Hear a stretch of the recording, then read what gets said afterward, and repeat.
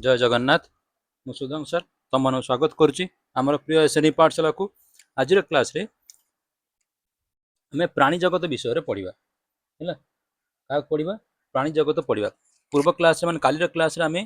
उद्भिद जगत विषय पढ़ी। आज क्लास रे आम प्राणी जगत विषय पढ़ा। प्राणी जगतर जो प्रथम जो श्रेणी रही से हूँ पेरिफेरा, सेलेंटारेटा, प्लाटीहेलमिथेस, नेमाटोहेलमिथेस, एनिलिडा, आर्थ्रोपोडा, मोलुस्का, एकाइनोडर्माटा, हेमिकोर्डाटा आउची कर्डाटा। पुणी जो कर्डाटा अच्छी कर्डाटा पुणी हूँ दिवार भेद कराला हूँ प्रोकर्डाटा आउट हूँ भर्टिब्रा। प्रोकर्डाटा पुणी दिवार भेद है गोटे यूरोकर्डाटा आउट हूँ सेफालोकर्डाटा है कि आ भर्टिब्रा को पुणी 6 बार भेद कराला गोटे हूँ साइक्लोस्टोमाटा, पाइसेस, आम्फिबिया, रेप्टिलिया,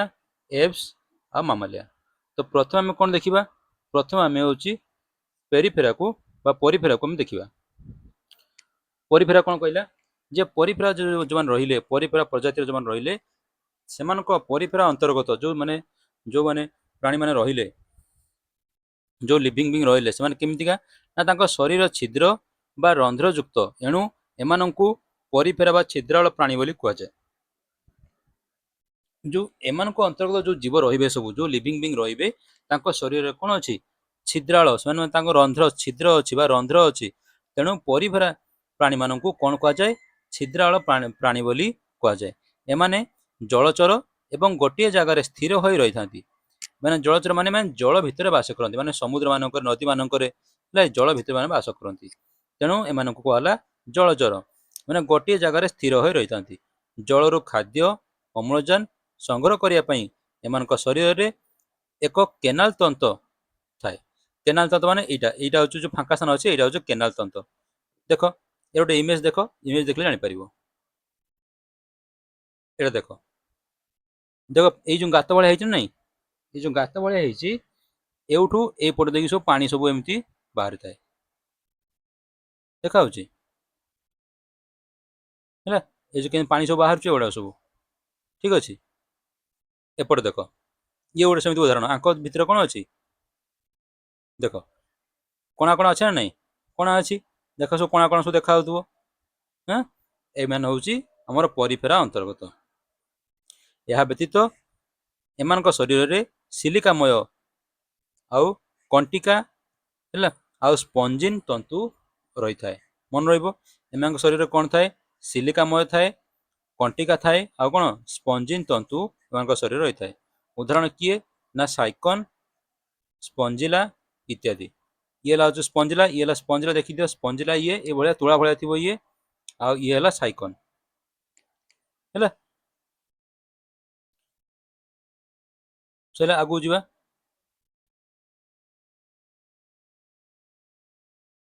तापर आस सिलेंटेराटा ये कौन कौच ना एमाने मधुर जल व समुद्र रे एकाकी अथवा मिलित भाव कॉलोनी गठन माने गठन करी एकत्रित रही था। तो जो सिलेनकाइटा जो रही जो अंतर्गत जो रही से मधुर जल समुद्र रे एकाठी अथवा मिलित भाव कॉलोनी गठन करी एकत्रित हो रही था ठीक अच्छे। एमान शरीर दुई प्रकार यथा नलाकृति किंबा है नलाकृति किंबा हूँ छताकृति माने एमान शरीर दी प्रकार गोटे नलाकृति आउ किपरि छताकृति होता है। एमानंकु एक नली विशिष्ट प्राणी मध्य कहती ताने जो सलेंटेरेटा जो रहिले जो प्राणी सब रहिले तांको कह कौन एक नली विशिष्ट प्राणी। आ जोटा येटा जो ऊपर जो थिला हमर परिफेरा जो रहिले तांको हमें कहबा कौन छिद्राल प्राणी ठीक अच्छे। एमानंकर मुख बाट दे खाद्य देख एमानंकर मुख बाट दे खाद्य जाई पुणी सही बाटर मल आकार पदा को बाहरी आसे तेणु या कहुए एक नली जो पटे खाइले से पटे देखिए झाड़ा सब बाहरी आसो। मुखर चारिपाखे सरुआ और लंबा पला बा निदा कशिका मान रही है। जो मुख जो अच्छी से मुखर चारिपटे ये देख जोटा आमर आसला हाइड्रा ये मुखर चारिपटे यहाँ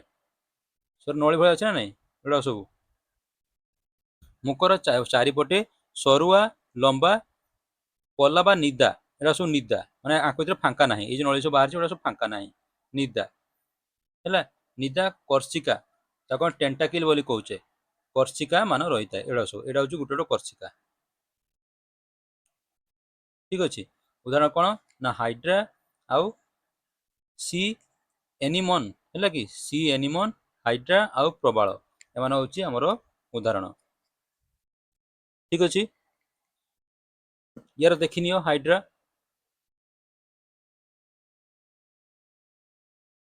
देख हाइड्रा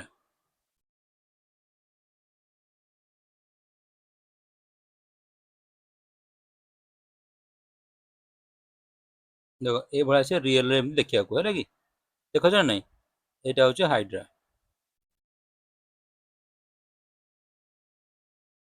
देख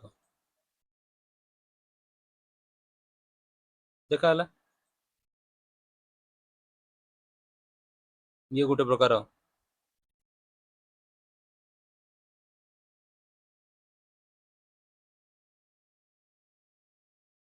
सब गोटे गोटे हाइड्रा गोटे गोटे सब उदाहरण देखिपार सब केमती अच्छा देख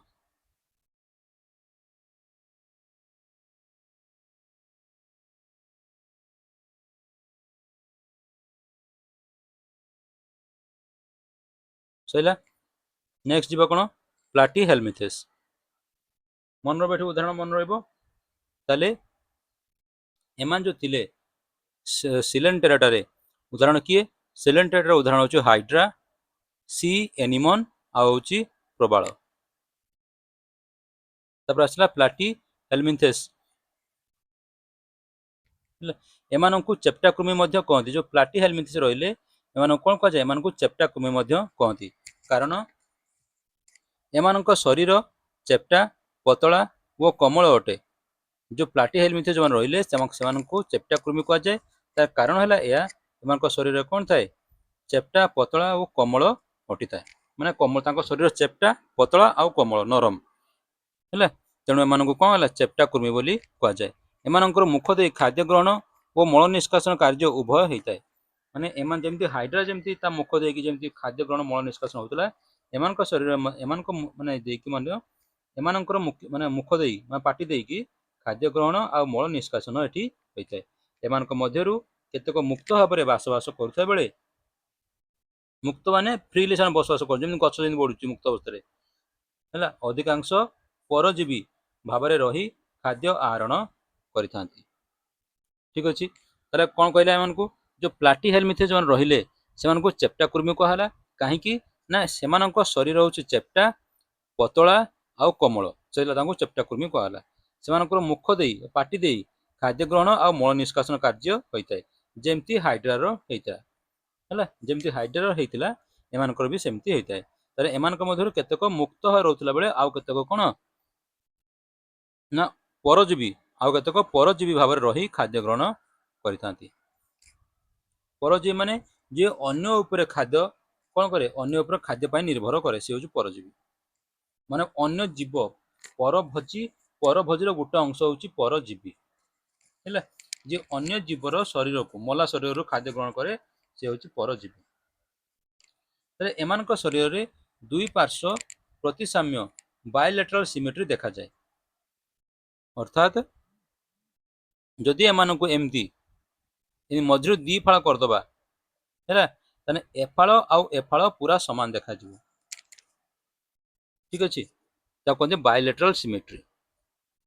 एमान शरीर में प्रगुहा बा कलन न थाए उदाहरण यकृत कृमि हिताकृमि प्लानारिया इत्यादि ताले पचारदेव जे हूँ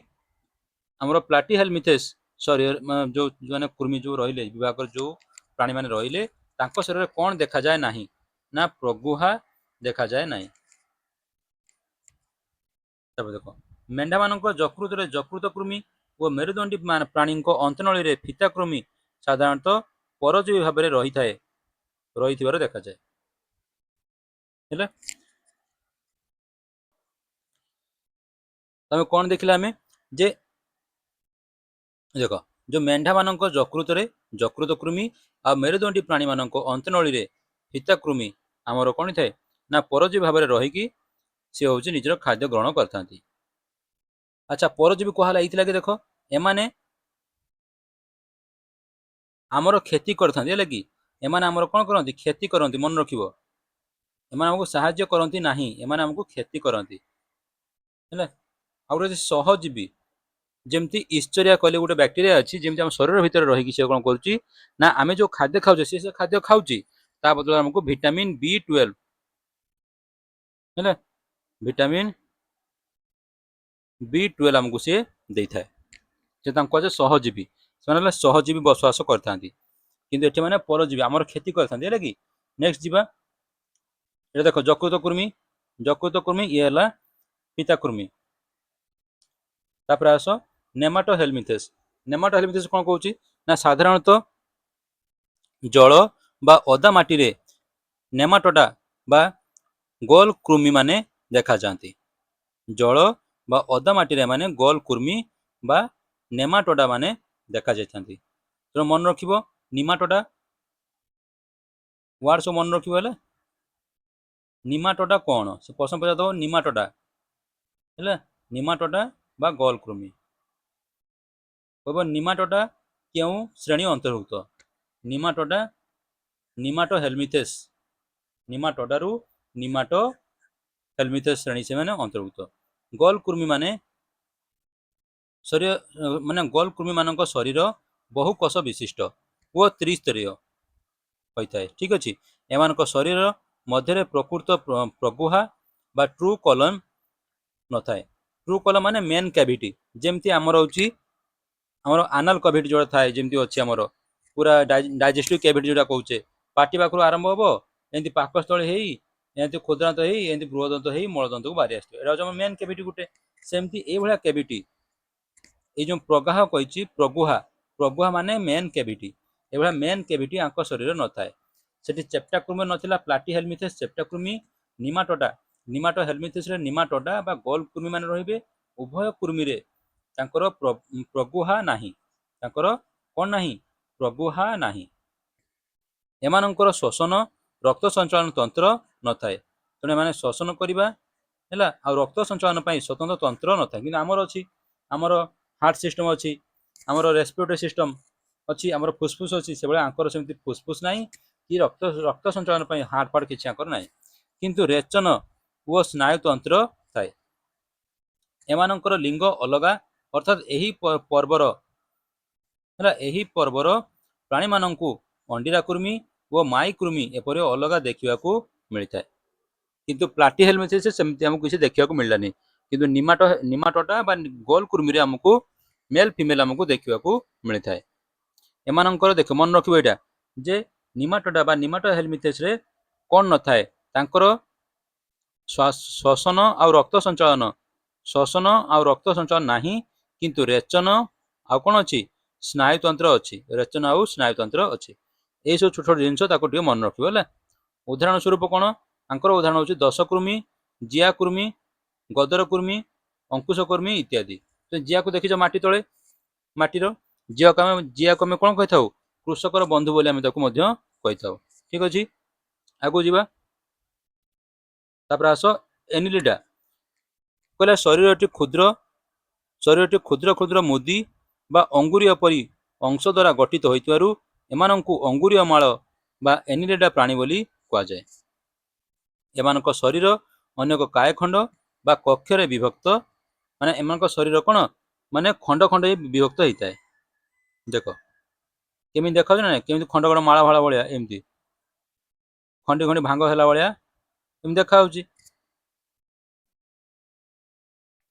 तेणु कायखंड बा कक्षरे विभक्त होता है पार्श्वपद और सीटा द्वारा एमाने चल प्रचल करता पार्श्वपद साइड रे बाहर थी देख तो यार एग्जांपल देखी दूची देख जो ये सीटा कथा कहला तो देखी थो जिया केमी चलुव जिया कौन कर चले ना सी एमि जाऊ एमती एमती एमती बंकी ढेउ भाया चलते जो देखी एमती बंका पड़ो पुणी पछपादरा एटा गोटे नहीं आसो पुणी एटा को एमसी डेई डेईका जाए एमानंकर पाचन नली सीधा व संपूर्ण अटे जो एनिलेटा जो प्राणी रहिले एमानंकर पाचन नली कौन अच्छी सीधा आउ कौन संपूर्ण अटे एमानंकर श्वासक्रिया चर्म बा गाली माध्यम होता है कि एमानंकर जो श्वासक्रिया अच्छी कहार जो जिया आमर जोक एम श्वासक्रिया केमी होता है चर्म बा गाली द्वारा होता है चर्म केत व्यवहार करेंगे जिते से माटी थे चर्म व्यवहार करेंगे श्वासक्रिया जिते पानी थे कारण जोक पानी रुहे है कि जो पानी थे से गाली द्वारा श्वासक्रिया करेंगे तेणु से कहला जे एमानंकर मान कहार जो एनिलिडा श्रेणी रे जो माने प्राणी मान सब अच्छा जो वर्गर एनिलिडा वर्गर जो प्राणी मान अच्छा श्वासक्रिया चर्म बा गाली माध्यम होता है शरीर में स्नायुतंत्र रक्त संचालन तंत्र और रेचन तंत्र अच्छी माने स्नायुतंत्र अच्छी रक्त संचालन करने रक्त संचालन तंत्र भी अच्छी रेचन तंत्र अच्छी एमानंक रेचन आदिवृक्क बा नेफ्रिया द्वारा संपादित होता है नेफ्रिडिया मन रखिबो जे जो एनिलिडा प्राणी अच्छा रेचन किपरि संपादित होता है ना रेचन आदिवृक्क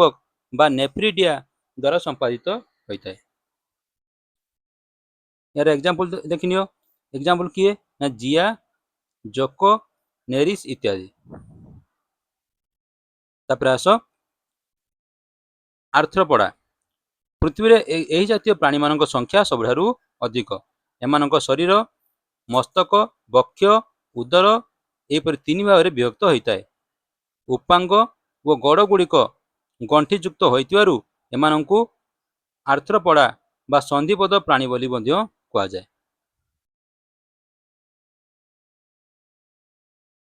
ठीक अच्छे एमानक शरीर बाह्य आवरण काइटिन नामक जैविक पदार्थ द्वारा गठित मन रखिबो जे आर्थ्रोपोडा माने जो जो आर्थ्रोपोडा वर्ग जो माने जो प्राणी मान अछंती तांको बाह्य आवरण किपरि गठित होता है ना काइटिन द्वारा गठित होता है एमानंकर शरीर केते भाग विभक्त होता है एमानक शरीर तीन भाग विभक्त होता है गोटे मस्तक वक्ष आउ रोची उदर एमानक गोड़ किपरि ना गंठी युक्त तेणु आपको संधिपद प्राणी बोली कह जाए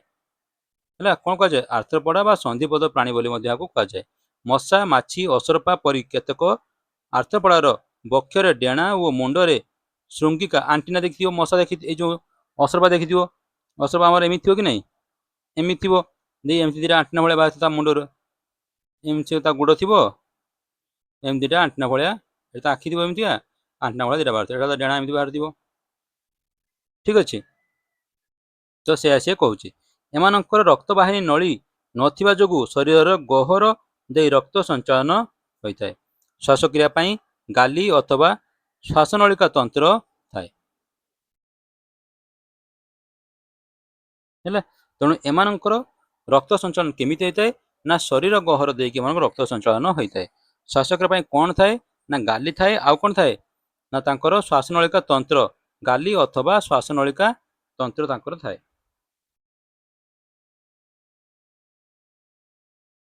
कहला एमानक मध्यरे अंडीरा और माई संधिपद प्राणी अलग अलग देखा मिलता है एथिरे खाली एति मन रखिबो जे काहा को को माने प्राणी कह जाए तार उदाहरण प्रत्येक इयर दुईटा उदाहरण तांको शरीर रे कौन अच्छी कौन नाही बस एति तीनटा जिंस खाली मन रखो सबुतरे देखो एनको उदाहरण किए चिंगुड़ी कंकड़ा कंकड़ा बिछा बुढ़ियाणी माछी मशा असरपा जंदा उकुणी टिंक तेंतुला बिछा इत्यादि माने जो कौथरे ना आमर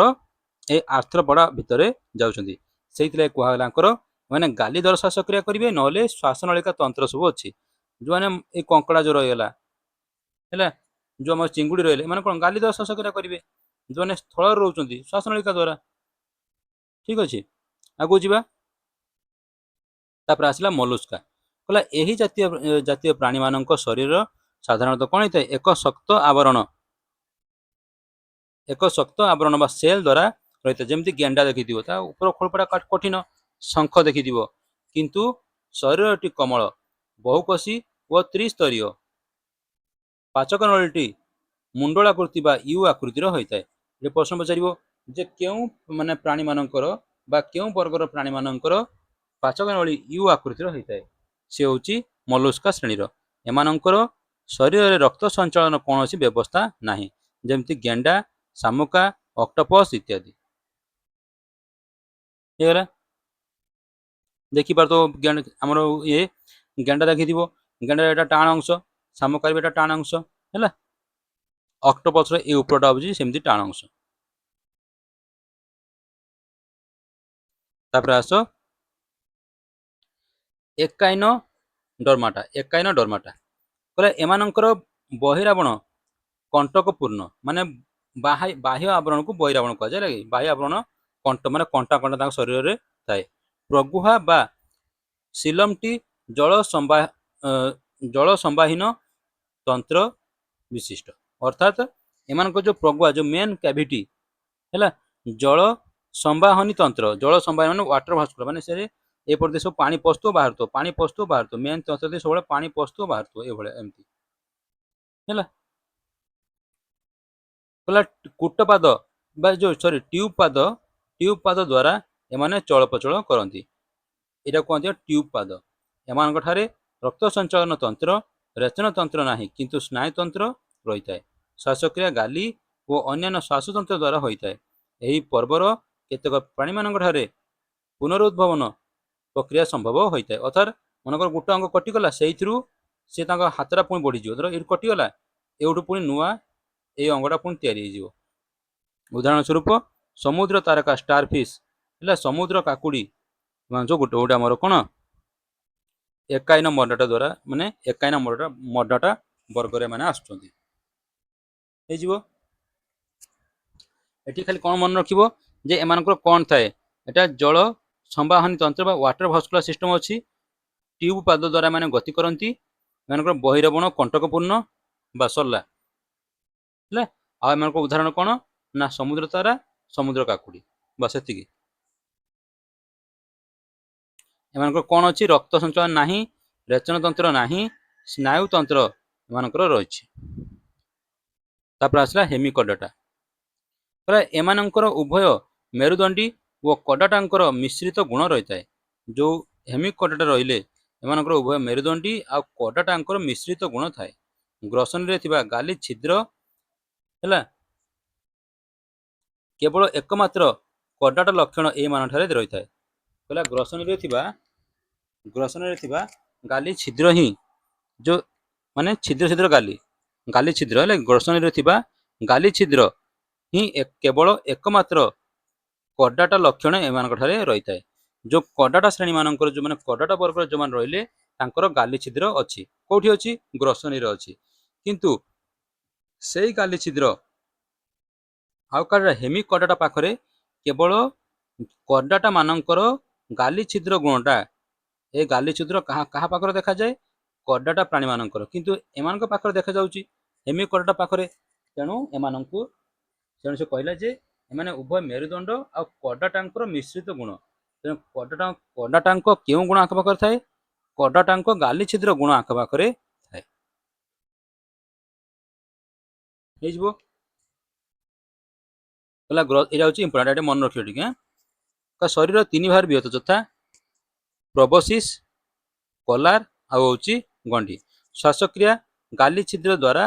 ସମ୍ପାଦିତ ହୋଇଥାଏ। ଏଇ ଯୋଉ ଗାଲି ଛିଦ୍ର ଏଟା କାହାର ଗୋଟେ ଅଙ୍ଗ, ଏଟା ହଉଛି ମାନେ କଡାଟାର ଏଟା ହଉଛି ଲକ୍ଷଣ। ଉଦାହରଣ କଣ ନା ହଉଛି ବାଲାନୋଗ୍ଲୋସାସ ହଉଛି ଆମର ହେମିକଡାଟାର ଗୋଟେ ଉଦାହରଣ। ଏଇଟା ମୁଣ୍ଡଟା ହଉଛି ପ୍ରବସିସ୍, ଏଇଟା ହଉଛି କଲାର, ଏଇଟା ହଉଛି ଗଣ୍ଡି। ତାପରେ ଆସିଲା କଡାଟା। এই ଯୋଉ କଡାଟା ରହିଲା, ଏଇଟା ଆମେ ନେକ୍ସଟ କ୍ଲାସରେ ପଢିବା। ହେଲା କି, ଟିଲ୍ ଦେନ୍ ଟେକ୍ କେୟାର।